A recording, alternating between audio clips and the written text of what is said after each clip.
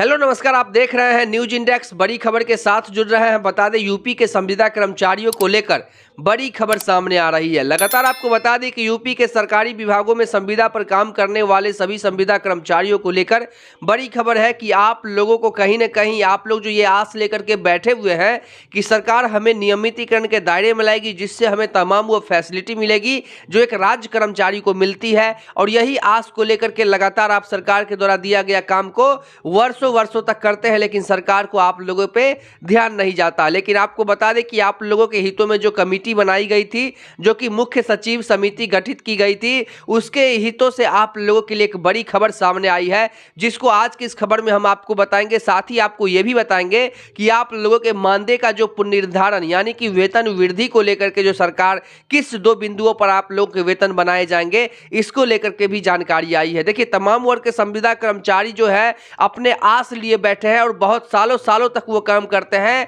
और सरकार को उन पर ध्यान नहीं जाता है। इसीलिए सरकार इनके फैसिलिटी को ऐसा कर दे जिससे इनको हर साल अपने मांग को लेकर के ना ही धरना करना पड़ेगा, ना ही प्रदर्शन करना पड़ेगा। इन लोगों को उचिताना जो होता है वो हर साल इनको महंगाई भत्ता के तौर पे मिलेगा, जिसको लेकर के डीए आप लोगों के जो अकाउंट जिसमें सैलरी आती है उसमें डीए का लाभ देने को लेकर के लगातार सरकार से अपील की जा रही है। ताकि क्या होगा कि आप लोग जैसे ही सरकारी कर्मचारियों के जो इंक्रीमेंट होंगे सैलरी में, वैसे आप लोगों के भी महंगाई भत्ता जो भी है वो इंक्रीमेंट हर साल होते रहेगा, जिससे आप लोगों को इस कमरतोड़ महंगाई में ये महंगाई का मार नहीं खाना पड़ेगा। जिसको लेकर के सरकार की जो कमेटी है वो अहम फैसलाएं सुनाती है, जिसको लेकर के हम बताना चाहेंगे सबसे पहले कि इन सभी संविदा कर्मचारियों को फैसिलिटी नहीं मिलेगी जिनका हम अभी नाम लेंगे।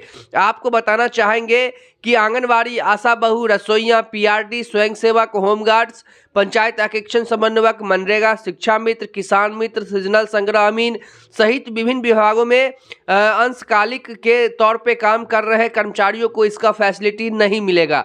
तो आपको बता दें कि फैसिलिटी आप लोगों के लिए क्या होने वाली है।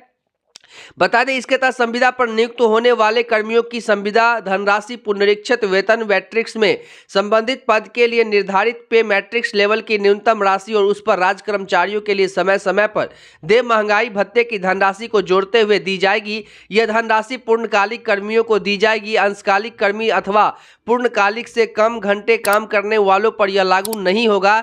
इतना ही नहीं, वेतनमान में सृजित पद के विरुद्ध संविदा पर कोई नियुक्ति नहीं की जाएगी। लगातार आपको बताना चाहेंगे कि जिन 2 बिंदुओं पर आप लोगों की मानदेय का निर्धारण हो रहा है उसके बारे में भी आपको बताना चाहेंगे कि जो कमेटी बनाई गई है वो 2 बिंदुओं पर विचार कर प्राथमिक का निर्धारण किया जाएगा। पहला, बाजार में प्रचलित दर और दूसरा, सरकार में समकक्ष पद के कर्मियों के प्रारंभिक स्तर का वेतन, महंगाई भत्ता और अन्य भत्तों को जोड़ करके समेकित रूप से प्राप्त योग्य संविदा कर्मियों के प्राथमिक निर्धारण पुनरीक्षण के संबंध में सामान्य प्रशासन विभाग के प्रधान सचिव ने निर्देश जारी कर दिए हैं।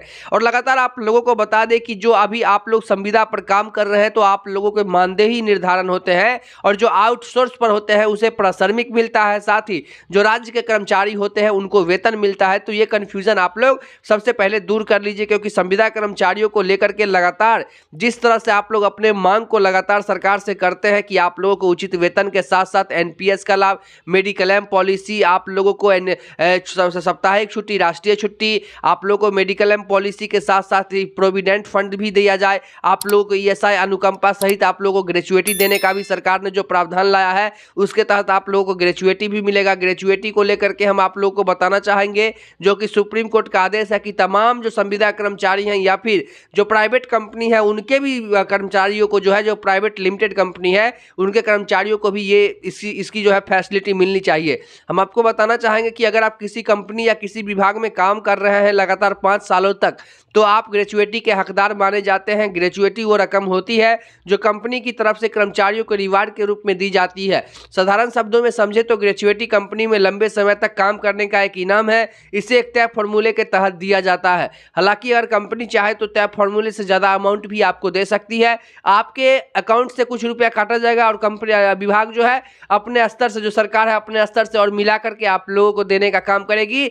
जो रिटायरमेंट हो चुके हैं उनको भी इसका फैसिलिटी मिलेगी। तो लगातार आप लोग खबर में बने रहे, तमाम जानकारी जो है विभागीय स्तर से लाके देते हैं। फिर मिलते हैं एक नई खबर में, तब तक के लिए देखते रहिए न्यूज इंडेक्स।